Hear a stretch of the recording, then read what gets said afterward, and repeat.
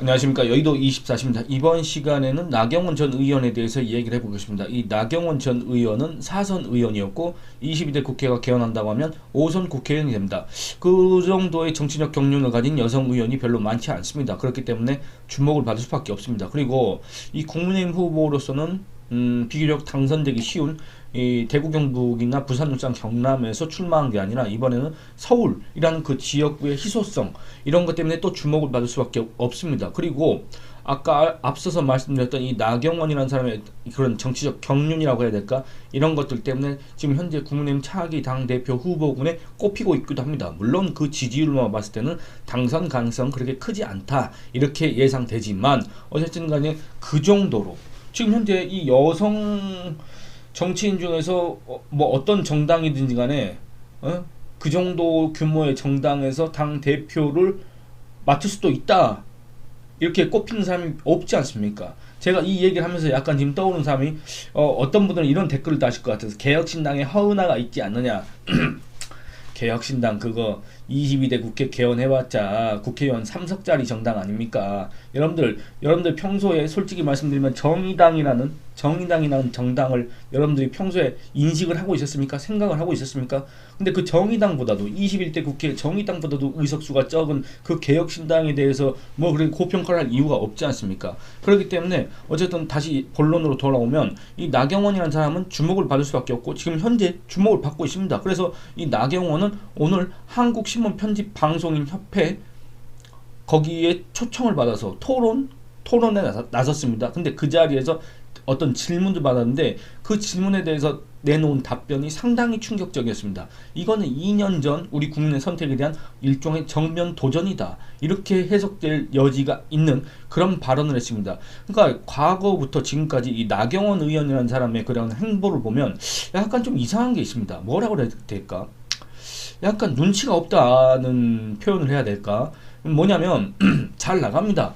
잘 나가다가 꼭 한 번씩 이렇게 뭔가 약간 헛발질을 한다 이런 느낌이 든다 그 말입니다. 그러니까 뭔 말이냐면 이 나경원 전 의원에 대한 이런 관심도 이런 이목 이런 것들이 쏠리고 있을 때 나경원 의원이 항상 거기에 대해서 약간 오버를 한다. 속된 말로 선을 넘는다.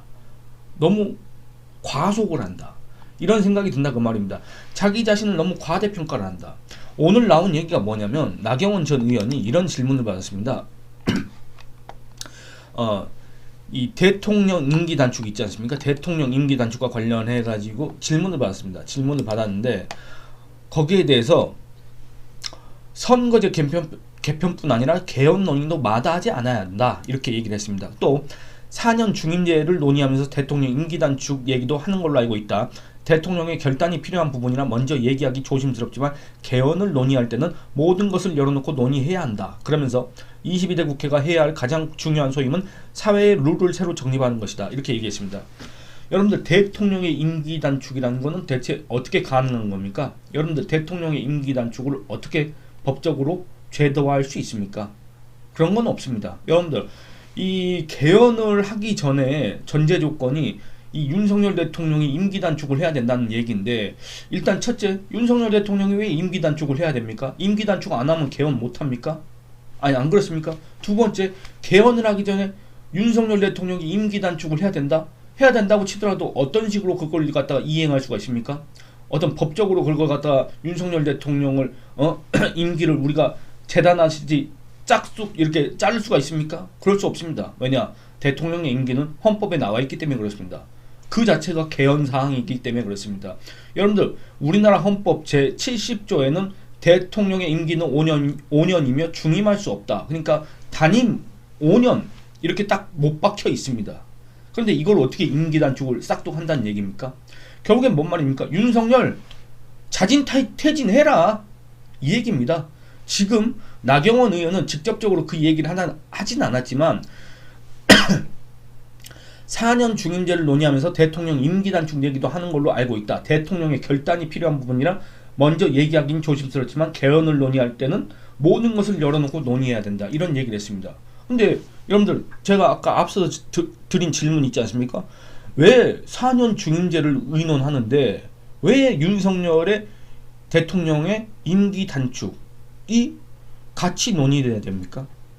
그래야 될 이유가 있습니까? 여러분들 윤석열 대통령은 아무리 지금 뭐 저 같은 경우에도 이런 비판적 입장을 계속 내고는 있지만, 왜냐 지금 현재 윤석열 대통령을 2년 전에 찍은 사람들의 그 기대, 그런 바람, 이런 것들과는 다른 그런 행보를 계속하고 있기 때문에, 그거는 이 대통령으로 선출된 그 배경, 그 원인, 그 이유 자체를 스스로 부정한 거기 때문에, 그렇게 된다고 하면 이 대통령이 상당히 정치적으로 위기에 빠질 수밖에 없고, 그 대통령의 정치적 위기는 결국 우리 같은 국민들이 여러 유형의 피해로 돌아올 수밖에 없기 때문에 그렇습니다. 제가 뭐 윤석열 대통령이 걱정해서 그런 게 아닙니다. 여러분들, 제가 윤석열 대통령을 걱정할 필요가 없습니다. 왜냐? 뭐 속된 말로 이런 얘기도 있지 않습니까? 연예인 걱정은 하는 게 아니다. 윤석열 대통령은 저보다 형편이 너무나도 낫고 제가 무슨 걱정을 하겠습니까? 그게 아니라 그의 실정 내지는 그의 어떤 정치적 위기로 인한 이 나라의 헌정사의 공백이라고 해야 될까? 이런 것들로 우리 같은 국민들이 피해를 보기 때문에 그렇다, 그 얘기입니다. 그래서 이런 우리 국민들한테 피해를 줄 수 있는 이런 정치적인 대혼란을 조장할 수 있는 이런 계엄 논의를 하자고 하는 자들 있지 않습니까? 저는 이런 자들을 원래 신뢰를 하지 않습니다. 왜냐? 이런 얘기를 하는 데는 뻔히 뭐 우리나라 아까 새로운 사회의 룰을 새로 정립하는 것이다.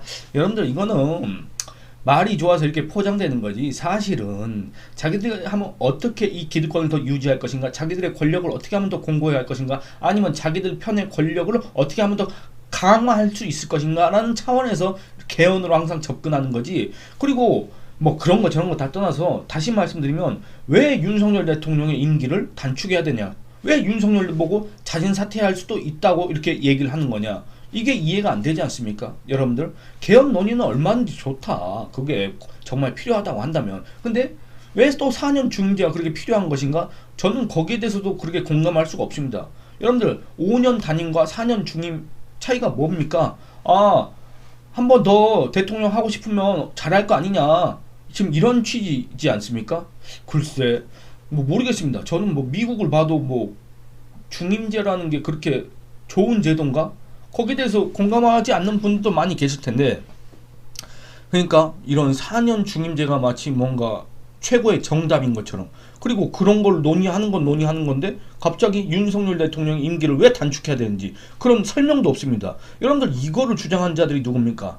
3년은 너무 길다, 요 올퍼댔던 자가 누굽니까? 바로 조국입니다. 조국 같은 자들, 그 다음에 개혁신당에서 이준석이 덕분에 비례대표 한 자리 받아가지고 어떻게 국회의원 노릇 인재사 한번 해보려고 하는 천하람 같은 자들이 내뱉었던 말들이 그런 거 아닙니까? 윤석열 임기 스스로 줄여가지고 그나마 이 나라 헌정사에 좀 기여 좀 해라, 이런 얘기를 했지 않습니까? 그 자들이. 조국 같은 경우는 이런 얘기를 했습니다. 5월 17일 날 국회 소통관 기자회견장에서 국회 개헌특위 설치 및 제7공화국 개헌 제안이라는 그런 발표를 했는데, 여기에서 이런 얘기를 합니다. 윤석열 대통령을 임기를 줄여가지고 지방선거 전에 국민투표를 실시해서 대통령 선거를 4년 중임제로 바꾸자. 그리고 2026년 지방선거 때 지방선거와 함께 대선을 같이 치르자. 이 말은 또 뭔 말입니까? 윤석열 뭐 2027년까지 대통령 하려고 그랬느냐? 안 된다. 3년은 너무 길다. 윤석열 중간에 내려와라. 그리고 2026년 지방선거 때 대선까지 치러버리자. 지금 이런 소리를 하고 있는 겁니다. 여러분들, 근데 그래야 될 이유가 있습니까?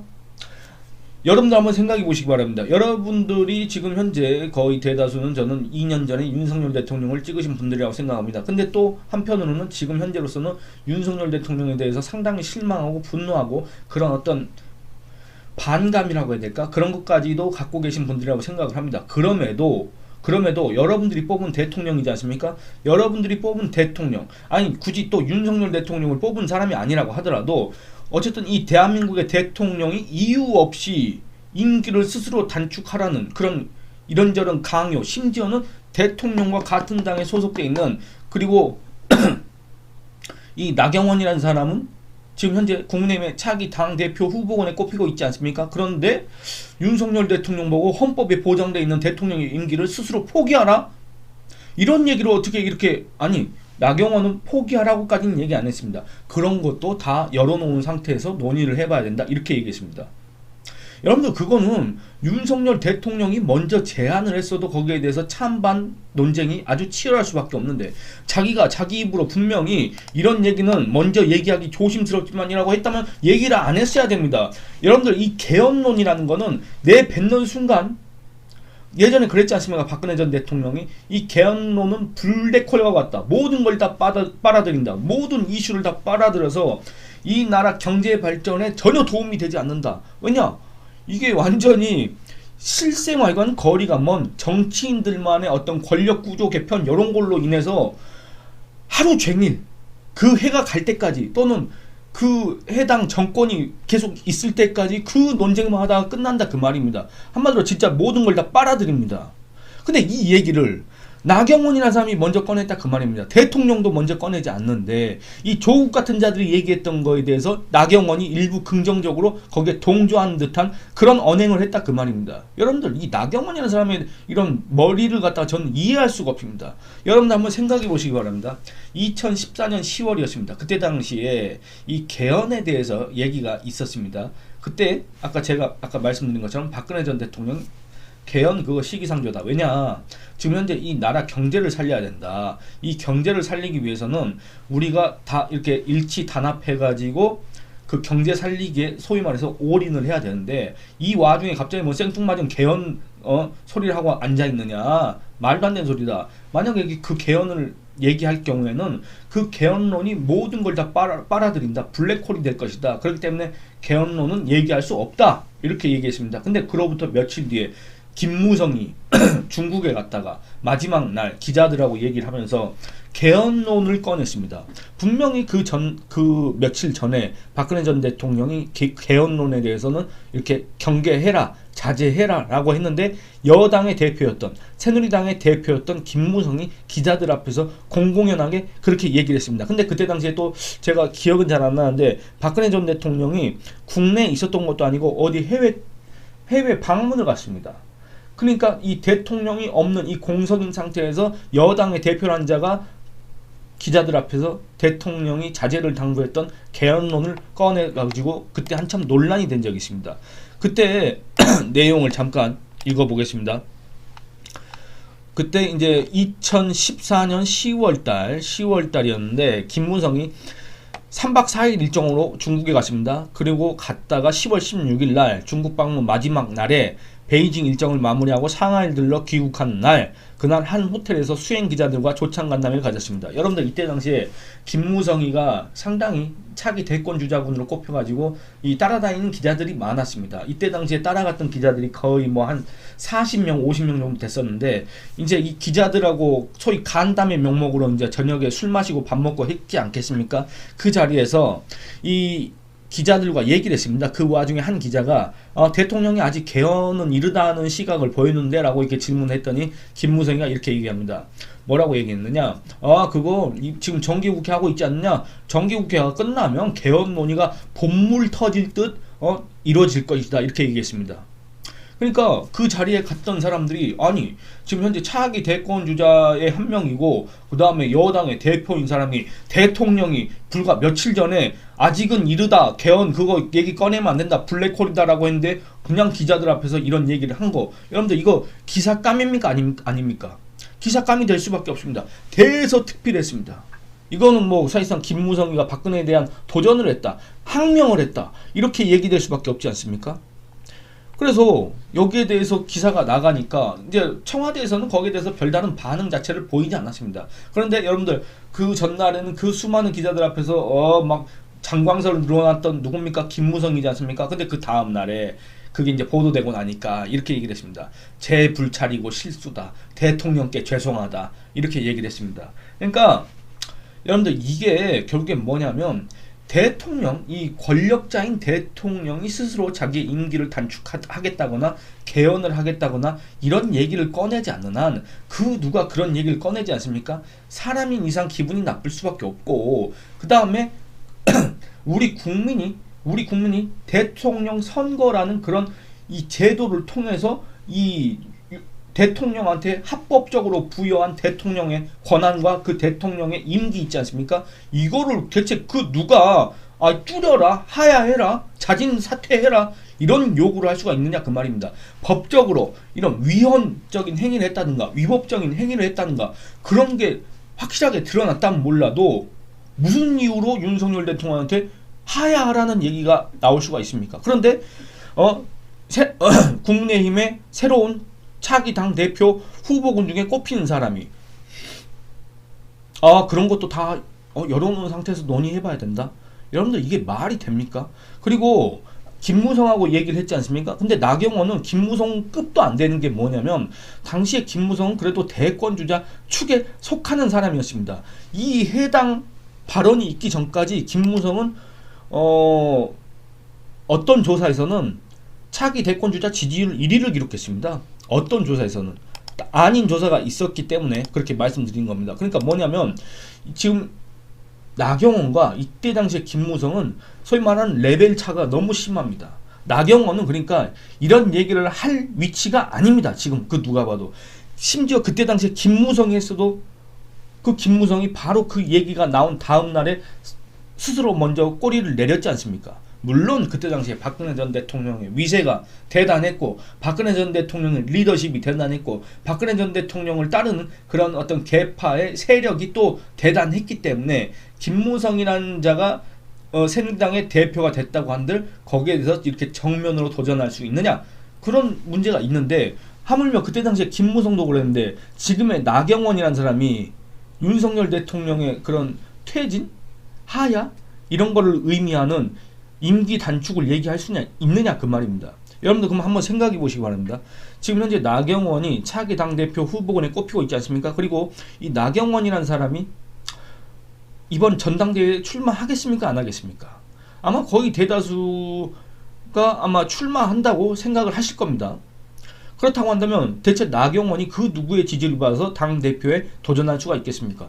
결국엔 윤석열 대통령과 윤석열 대통령을 따르는 친윤 세력의 지원에 힘입어서 전당대회에 나갈 수밖에 없을 텐데 지금 이런 소리를 하고 앉아있다 그 말입니다. 이거는 아까 앞서 말씀드린 것처럼 우리 국민에 대한 도전이기도 하고 그 다음에 또 윤석열 대통령에 대한 도전이기도 하고 그 다음에 결국에는 당내에서 스스로의 입지를 갖다가 위축시키는 아주 위험한 발언이다. 그러니까 여러모로 위험한 발언이다. 여러모로 정치적으로 상당히 감이 떨어지는 발언이다. 나경원은 왜 갑자기 또 이런 얘기를 했을까? 그 전에 나경원 의원이 오버하는, 선을 넘는, 과속하는 이런 경향들을 보였는데 이번에도 그런 거 아닌가? 이런 생각이 든다 그 말입니다. 여러분들 그러니까 이런 것 때문에 이런 일들 때문에 이런 언행들 때문에 나경원이란 사람은 지금까지도 이 여당에서 주요 정치인 대접을, 취급을 그리고 차기 당대표 또는 차기 대권주자 이런 취급을 받지 못하는 거 아닌가. 아주 처절하게 반성을 해야 될 대목이다. 저는 그렇게 생각을 합니다. 여러분들 여기에 대해서 어떤 의견을 갖고 계신지 댓글로 남겨주시기 바랍니다. 이 영상은 이만 마치도록 하겠습니다. 감사합니다.